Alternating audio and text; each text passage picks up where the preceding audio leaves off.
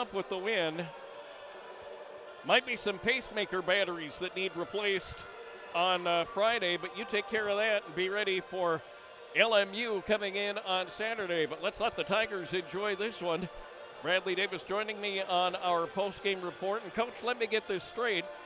Some of the things you were struggling with in the 6-game losing streak, they kind of were haunting you to a 16-5 deficit. 5:21 is where you took the lead in the game, and you never looked back. So a great and really a big confidence boost for the ladies tonight. Yeah, we needed, when you get things were kind of snowballing, rolling downhill for a few games.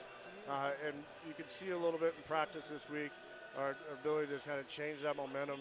And you knew it would be tough when you're trying to the momentum. It's never easy, and so I was really, really impressed, really proud of them for doing that. Liz Smith back off the shoulder injury, had a pretty nice game.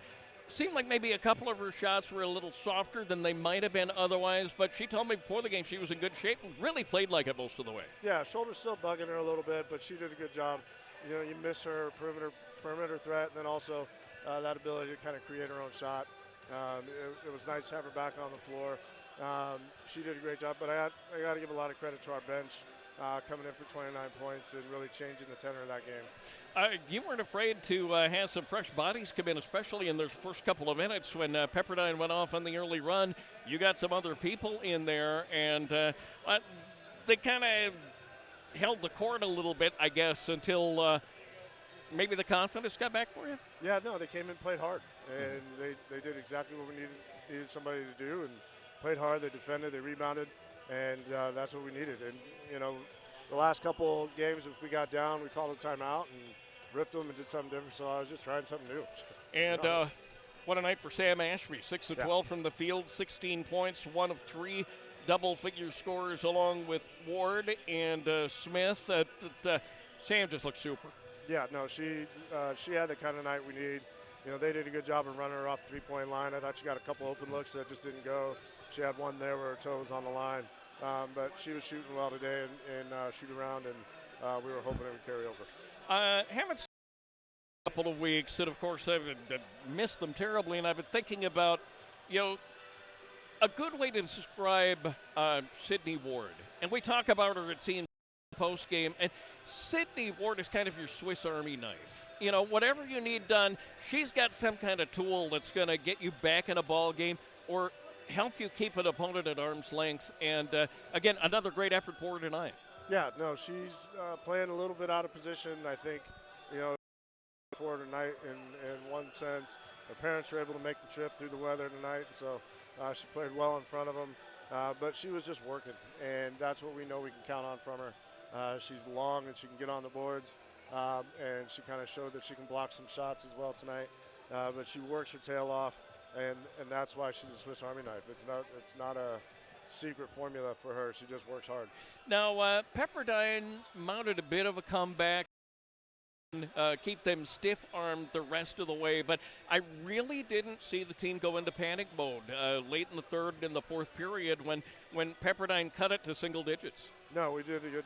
I thought we did a good job coming out of the halftime, and we had talked about that. Came out and won the third quarter, and I think when you do that, it gives you confidence. Anaya came in and hit a big three, just a confident three, and you love that from her. So, and I thought there were certain players throughout that just kind of matched, and you need that. Every team, every Division I team can come down and make baskets and make shots, and Pepperdine definitely did that, but I thought we did a good job of answering. One of the players I know that they count on an awful lot is, their 24, Allie Stedman, that she's carried a lot of their games on her shoulders. She ends up with 4 points tonight. Yeah, no, she tweaked her knee a little bit early. We were very familiar with Allie, recruited her, and she's a great person, great kid. I hope she's okay.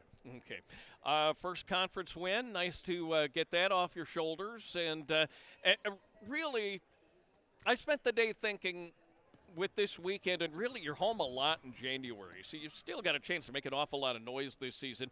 I really had been thinking that you had to have one of these two this weekend. Well, yeah, for sure.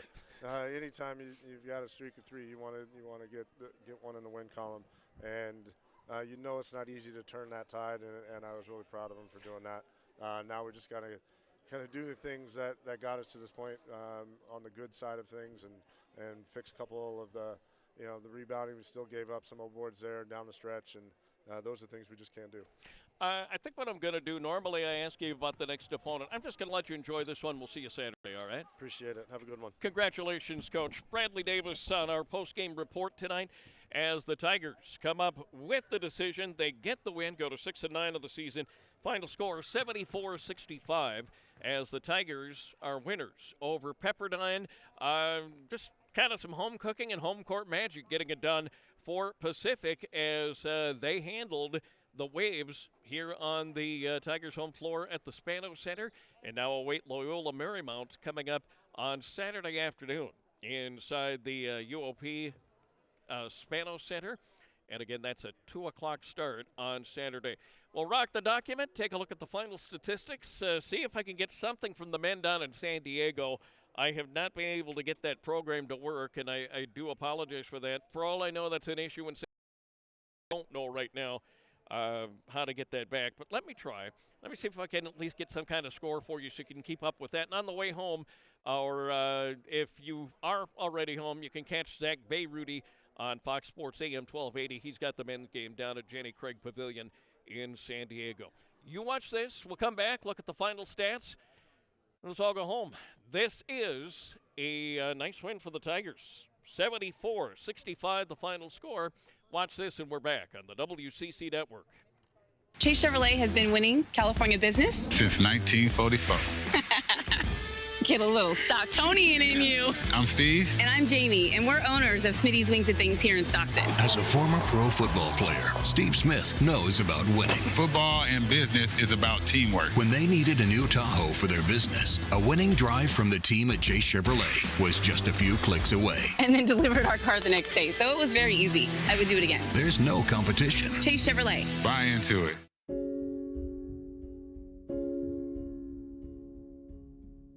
Welcome to University of the Pacific. I'm Dr. Jeff Levine, Dean of Undergraduate Admission. People ask me all the time, hey Jeff, why University of the Pacific? Really, there's 5 main reasons. We're a big university with choices and small college caring. We have student-driven research for real and lasting change. We have real-life learning outside of the classroom through internships and co-ops. We have a campus culture building a sustainable future and a classic college vibe in Northern California. We invite you to join the Roar.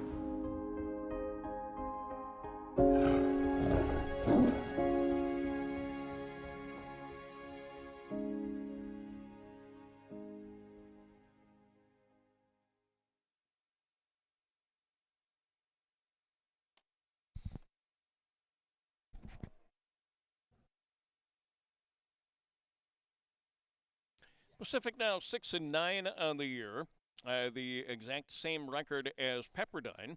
The Waves now 1-3 in conference play, and so are the Tigers. Look at that, 74-65, our final score from the Spanos Center here in Stockton on a soggy Thursday night. It's going to be that way for a while, so if you're coming to the Spanos Center on Saturday, might want to invest in some rain gear and check and see if the parking lots are or are not going to be flooded. There has been a little bit of flooding on campus over the past 8 or 10 hours over on the east side of the school on Dave Brubeck Way.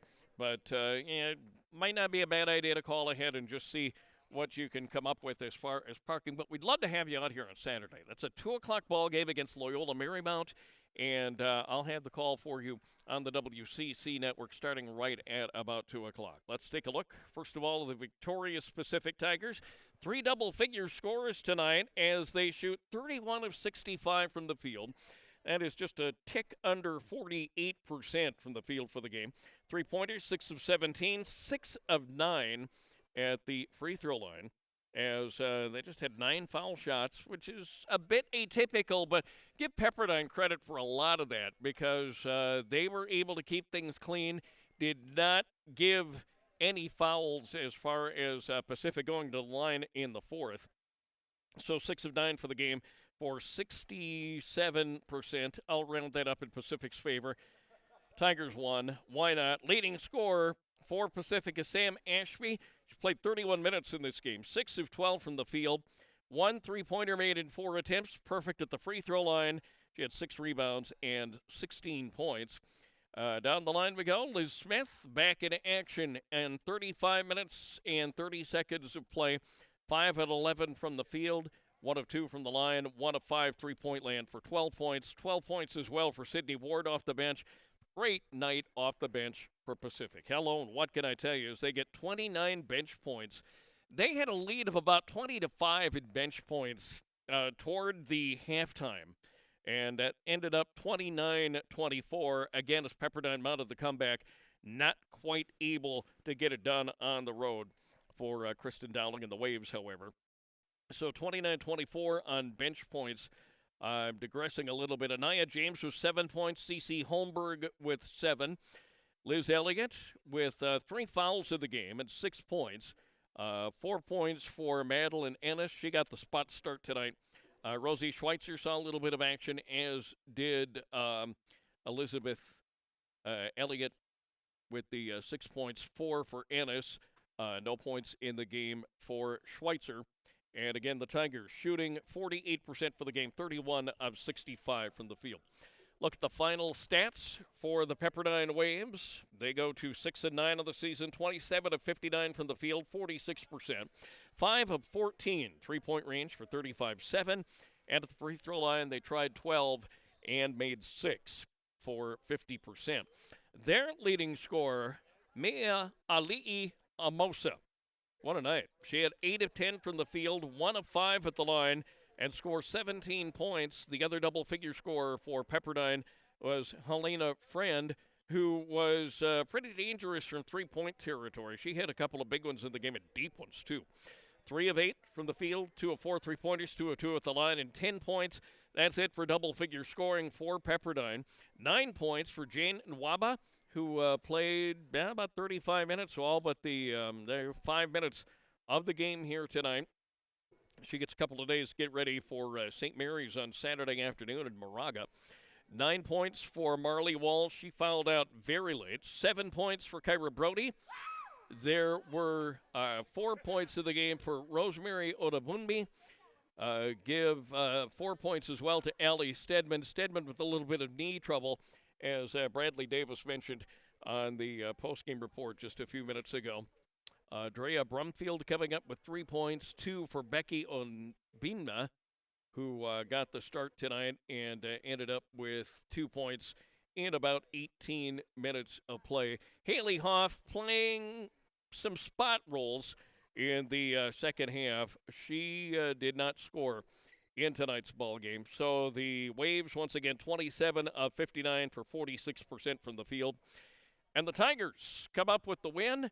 A nice win it is, and they needed this. Just for confidence sake, they had to come back from a big deficit. They were down 16-5 at one point, able to kick and claw back and get the decision, go to 6-9 of the year, 1-3 in the West Coast Conference as they get the 74-65 decision. It is 7:51 p.m. Pacific Standard Time. Show's over. Say goodbye. Our next action for the Tigers on the WCC Network coming up on Saturday afternoon. Loyola Marymount is in for a 2 o'clock ball game. That's when I'll hit the air, the stream. Call it what you'd like. Here on the WCC Network, we'll get that started right at about 2 o'clock. Then 2 road games for the Tigers as they go to San Francisco and Santa Clara next weekend, and then 4 straight in the friendly confines. Still time to make some noise and get in a good position. I'll go ahead and mention it because rather than derail my own train of thought here, you're looking for a decent seed for the conference tournament in Las Vegas. That'll come up toward the end of February, first part of March. This one helped big time. 74-65 for Michael January and everybody in the back room, for the good people at the University of the Pacific who allow me to do this and have a blast with you. I hope you had a blast as well. Thank you so much for tuning in. I'm Gary Ullenbolt. Good night from the Spanos Center, everyone. You've been watching a presentation of WCCSports.com.